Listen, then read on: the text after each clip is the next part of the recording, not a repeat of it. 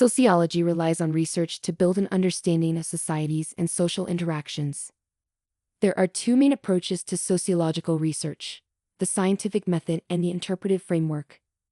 The scientific method involves systematically observing the world, asking questions, reviewing existing research, forming a hypothesis, designing a study, collecting and analyzing data, and drawing conclusions. It aims to be objective, critical, skeptical, and logical. The goal is to test theories about social issues through empirical evidence. In contrast, the interpretive framework seeks an in-depth understanding of a topic through observation and interaction. Rather than hypothesis testing, it focuses on subjective meanings and motivating factors.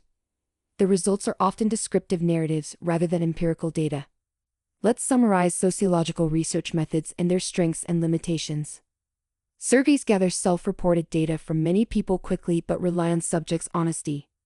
Field research, like participant observation, provides detailed, accurate insights but is time-consuming.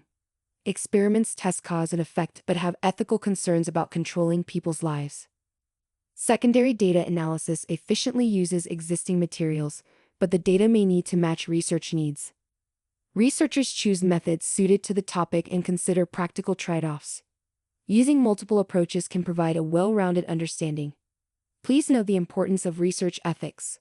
Sociologists must avoid harming human participants. Essential ethical guidelines include requiring informed consent, protecting privacy, and reporting results objectively without distortion. Unethical research can seriously damage human well-being.